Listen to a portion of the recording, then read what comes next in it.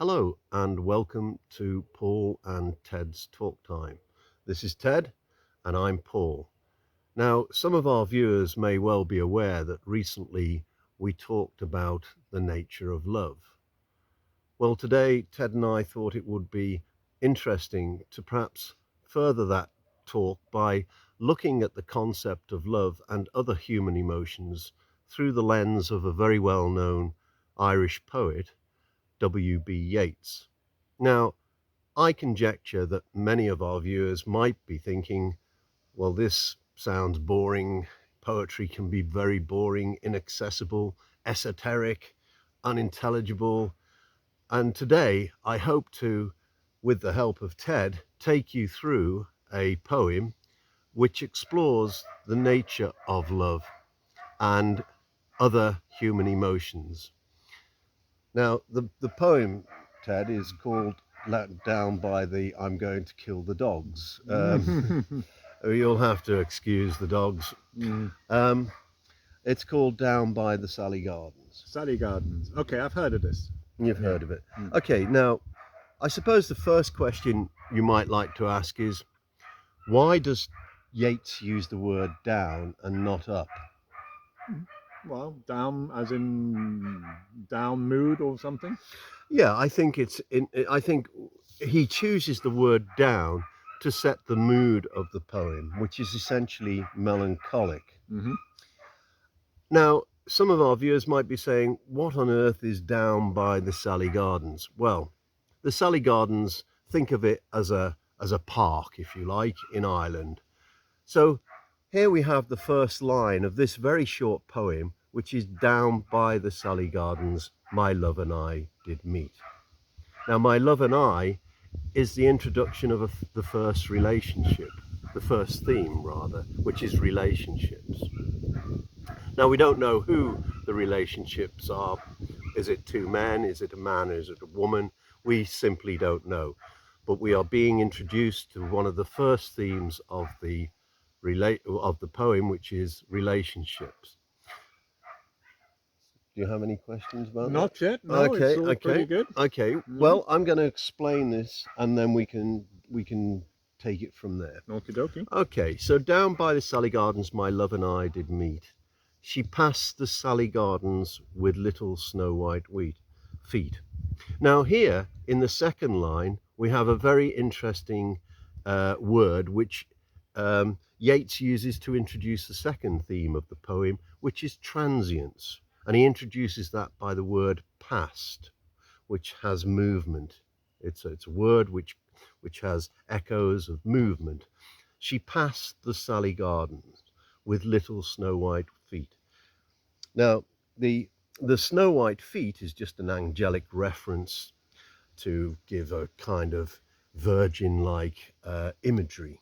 Imagery of purity. Purity, yes. Snow white is you're absolutely right. Snow white is giving this imagery of purity.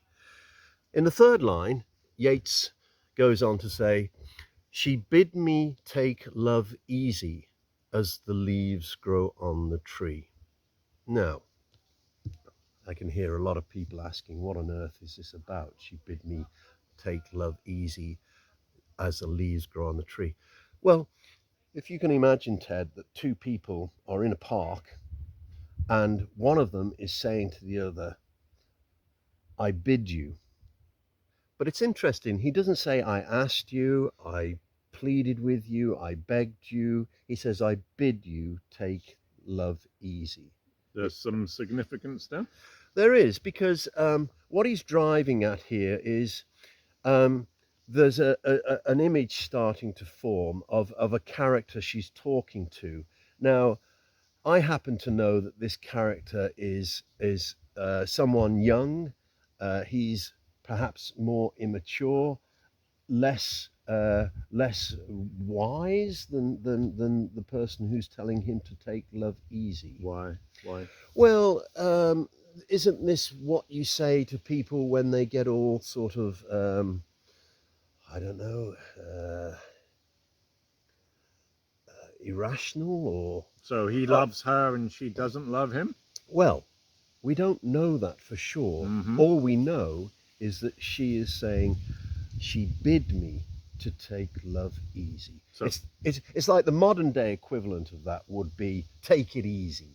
so So when do you say take it easy to So you people? throttle back. She's saying, take it easy, let this love grow like the leaves on the trees. Let it all take time. Don't be impetuous, like that. Yes, yeah. So it's very interesting because he uses the leaves very symbolically. Because what do leaves do? Change. They change. And we get back to the initial first theme of the poem, which was transience, movement. So the leaves on the tree, they change. What do they change from? Oh, they go different colors and they bloom and then they eventually fall off. Right. So you have a cycle here, right? Yeah, and I think what she wants to say is, don't, the faster you start, the quicker it's all going to finish. Take your time. Well, I'm not so sure about that because where in the poem would you say that that's being echoed? Well, I think it's she's cautioning him to slow down, to take it easy. Let the love grow. Yeah, okay, I see where you're coming from. Yeah, sure. But getting back to the symbolism of the poem, you can see here that Yeats is using the symbolism to echo the transience of love, the movement of the love, the cycle of love from blossoming to maturity in the summer to decay in the autumn and eventual death in the winter. Yeah, and it's spot on, isn't it? I Uh, mean, this is how love affairs are effectively, aren't they? Well, some would argue, contrary to that, some would say, no, I'll love you forever. Say, Yeah. say. But anyway, getting back to the poem, this is what he's driving at, that love is in a cycle and it gives birth, it dies and it decays. And here we have this picture of this imagery of these two people. Perhaps one is younger, less immature, and she's trying to tell him, take it easy. So the stage is set. The stage is set. All Yeah. right. So she bid me take love easy as the leaves grow on the tree. And then we go into the fourth line of the poem, which is, but I was young and foolish, and with her would not agree. Now, when we say that, what conjures up in your mind? What imagery do you get? Impetuosity. Impetuosity. Well, I get an image of somebody reflecting back on their life. Definitely, yes. But of a youth which was impetuous. Yeah, of a youth that was impetuous. And we can get onto this later, can't we?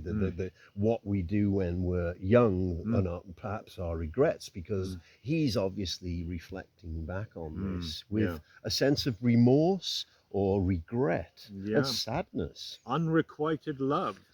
Well, no, that's an interesting point because in her wisdom, was she trying to be more kinder to him by trying to tell him the truth? The truth being?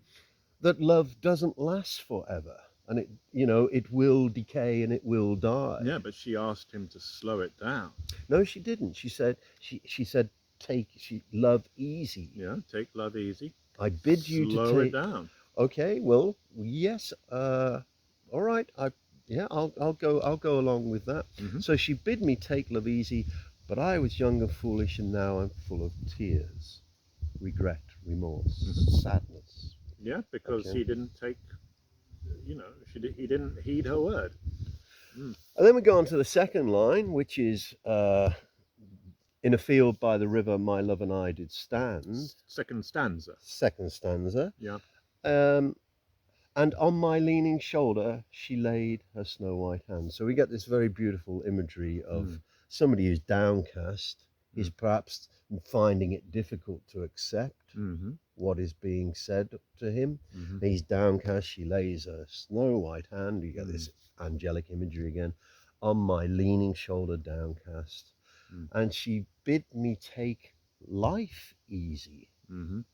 As the grass grows on the weirs. Now, this is a poem which is essentially about regret, remorse, somebody not heeding what somebody has said Yeah. to them. And likening romance, love to nature. There's cross references with leaves and grass on the weirs, saying that romance, love is as natural as they come, and lots of references to purity as well, with the white feet and the white hand, as if to say the purity is more or less in control of the situation here. Yeah, would you say? Yeah, I'd go along with that. Mm.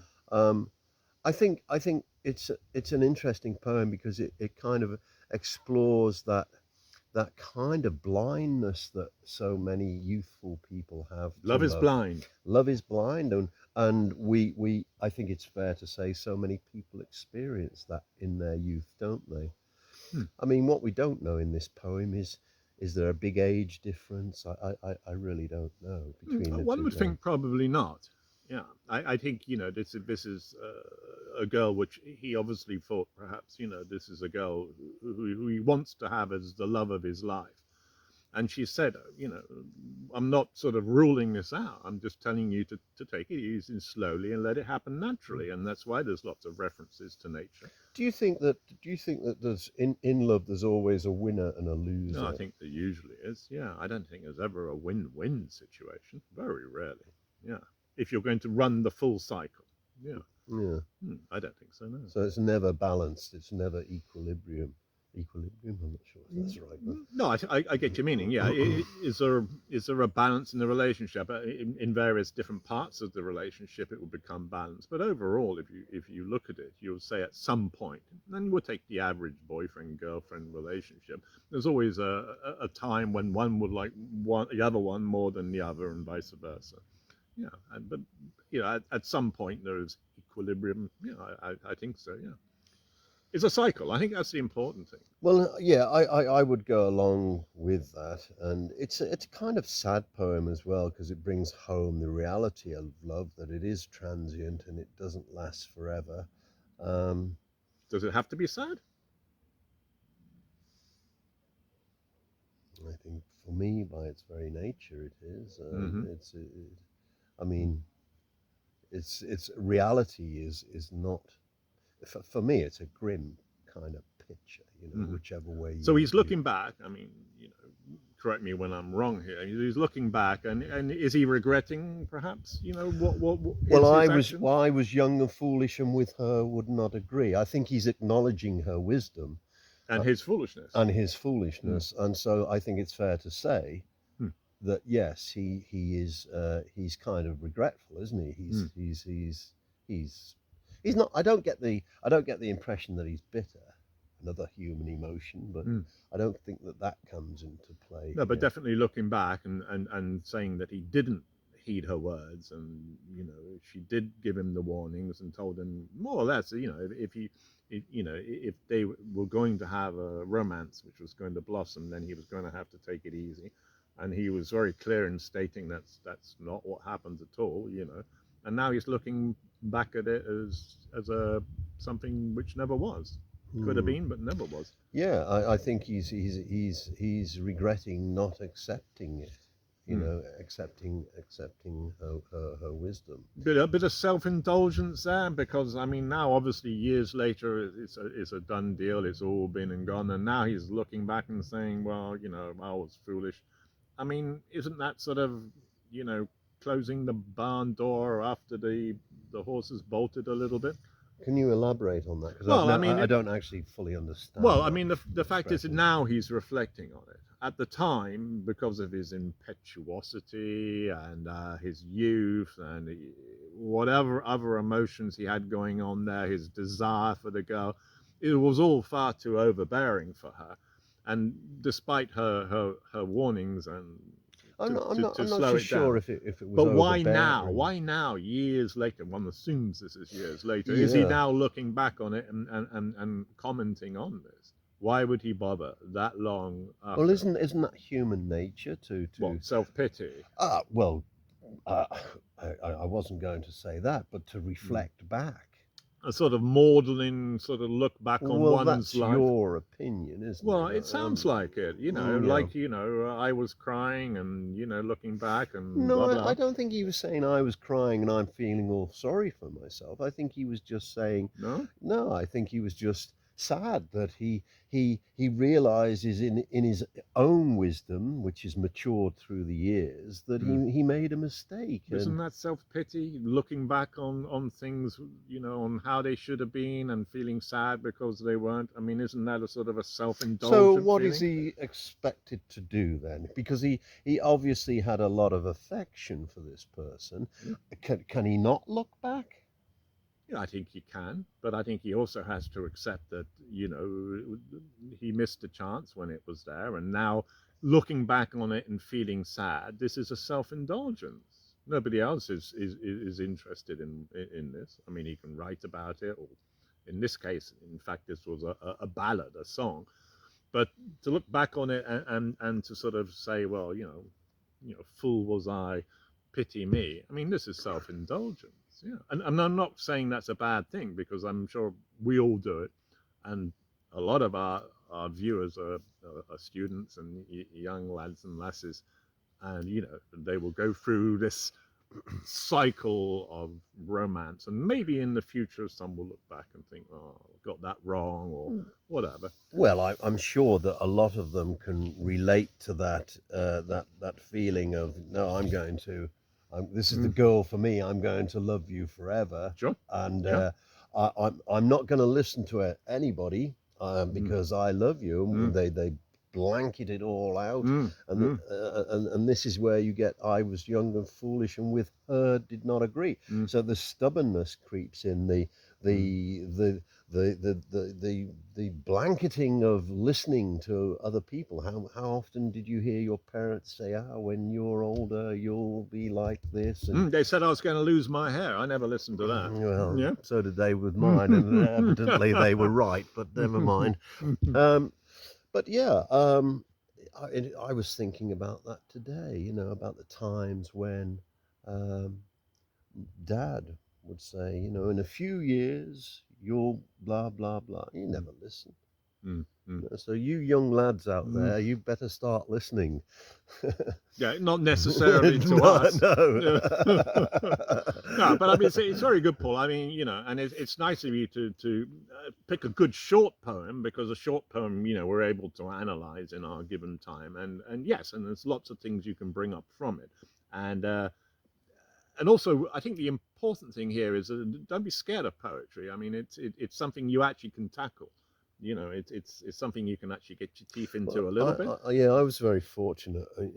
I mean, I actually had a teacher who had a double first from Oxford, and I Mm, can't remember a single lesson of his. yeah, well, You I can know, relate to that from my school. I really can't. And he was able to spout off Mm, mm, all this stuff about literature. mm, And then I met a very good friend of mine who took me through it, and I always hung on to every word yeah. he said, because he made it accessible Mm, for me, and he showed me how you could tease out. A very good example of that would be, he would say to me, as I said to you at the beginning, mm, he would say to me, very first word, mm, why down mm, and why not up? mm, And that was perhaps hitherto have been something I wouldn't have even paid any attention to, and I mm, would have missed it and overshot mm. it. So now, years later, are you still reading poetry? Yeah, but I still find a lot of it inaccessible Mm. without his help, His guidance, yeah, his yeah. guidance. Mm. He had a key for me. He was one of those people who Yeah, had a key and was able to unlock so many yeah, things. and I think this is, a quality, perhaps, a teaching quality, perhaps, which you don't necessarily get through qualifications. I think it's a talent, and Mm, mm. don't you agree with this? I Yes, mean, yeah, I I do. don't Very. think necessarily you need to be getting a first, or a particularly good university to be able to be a good teacher. I think a lot of people who don't have qualifications are very, very effective teachers. Mm, mm, And as you say, poetry, it's not my bag at all. I mean, I did A-level English, and mm. I just found it hard going poetry. I Not mean, to mention Shakespeare, yeah. Lordy. Mm, Oh, we'll talk about that soon. mm, But no, I particularly like the way he just uses all this imagery and symbolism and stitches it together mm, and drives home a mm, nice kind of mm, um, he creates a very nice reflective poem for me, mm. a reflective poem. Now, remind our viewers the name of that poem again. It's called Down by the Salley Gardens. Down by the Salley Gardens. Now, Salley is a reference to the trees in that actual garden. They're salix trees, which is basically similar to a willow, and they grew them in, oh, up to now they still grow them in Ireland, but in the old days they grew them and they made roofing out of these trees. And Salley Gardens, you're thinking, oh, Sally, name of a girl. It's not. It's a reference to the salix tree, which is a willow tree which they used to have. And it's yeah, it was a park, and a good one. I liked the poem a lot actually, and of course, you know, Paul said he wanted to do a video on this, and I thought, oh, really? And we're going to sort of bore our viewers to death. But in fact, I was quite impressed by the way he presented it to me and what he's done today. It's good. And it's a short poem. It's two stanzas, which means it's 4 lines and 4 lines. Yeah, Yeah. I like it for the very reasons you've just mentioned Mm, and other reasons. I like it, for example, you can explore so much of it. It's like a treasure box for me, and I put my hand in and I pick out a word. mm, For example, I'll pick out the word. Why does he say bid? mm, And then you can get a thesaurus, and you can sort of mm, look at all the other potential words he could have used: pleaded, begged, asked. mm-hmm, Why does he use bid? I mm. still don't know the answer to that. Are I, you going to look up and let us know at some future well, time? I may Mm. well do, but I might ask for your Oh, assistance yeah, on that I would, because yeah. you're Mm. more of the wordsmith than I am. Oh, really? But you can get an idea, can't you, of Mm, how mm, he was a wordsmith and how mm, he crafted his art, and mm, he's obviously chosen this word mm. for a very specific reason. Yeah. Because bid is not a word that you would Mm, it would come to the top of your head, would it, when you're mm, thinking of I asked him, or I mm, pleaded with him, or I begged him. Why mm, bid? Need to look at that. mm. Nature, the references to nature, significant in this poem, you think? Oh yeah, I mean water, Mm-hmm. the classic literary symbol Mm. of life, Yeah. movement. So he's Mm, tying it all together, mm, down by the river. The river again, mm, he's reminding us of the theme of movement and transience, mm, and I think it's a very mm. clever. Yep, I agree. I love the leaves on the trees, representing the cycle. I think that's a huge one. And the is it the grass on the weir? Is it Mm, the grass on the weir? yeah, Yeah. Okay. she bid me take life easy. Mm. I'm not quite sure what he's driving at there. I get the love bit, but I wasn't quite sure what he's getting at. I think it's a reiteration. A reiter. I think it's a reiteration from the first stanza. What does he say in the first stanza? He says, "Down by the river my love and I did meet. Right. She passed the Salley Gardens with little snow-white feet. Right. She bid me take love easy Right. as the leaves grow on the tree. But I was young and sorry, Mm-hmm. pardon me, but I was young and foolish, Mm. and with her So we would got not agree." take the love easy, Mm. and then when he becomes down, there's an imagery there of his slumped shoulders, and she puts not the white feet but the white hand on his I like shoulder, that. and then there's a reiteration. Not only do you take love easy, take life easy as well. Don't Mm, let this knock you back mm, too much. mm, You're mm. still there. You're still there. A lot of beautiful imagery No, there. great. Yeah, Yeah. it's really good. Yeah. Yeah. Yeah, I particularly like that image of very much where he's leaning. She Mm, laid her snow, mm, not put, mm, not placed, mm, not what mm. other words you can think of. She Mm. laid, very gentle, Yeah, yeah. very kind of caring kind of imagery, Mm. gentle. Yeah. Mm. So Having been rebuffed, now he's down and out, and she's saying, "Yeah, take it easy." is she being patronizing? No, I don't think so. I think it's genuine affection, and I think she likes the guy. I don't think there's any patronizing there at all. What do you Mm. think? I think he is infatuated and Mm, he's younger sure. than her, Yep. and he's got life ahead of him, Mm, and she's trying to, you know, impart some of her wisdom mm, in a very loving and caring way mm, onto him, mm, but he's resisting it. mm. And this is now what he, of course, recognizes in his old age and his own wisdom, No, I agree with that and totally. he's Yep. he's he's he's uh, Mm, he's remorseful. mm. Yeah, Yeah, he's yeah. Yeah, and remorseful. who wouldn't be? Yeah. Well, I think that's about it for today. Yeah. Um, hope you enjoyed that. I hope that we haven't made poetry boring for you. And I don't know if you've got anything to add to No, that, I think Ted. we just about covered it. You know, it's a nice little wrap. It's yeah, Hmm. fine.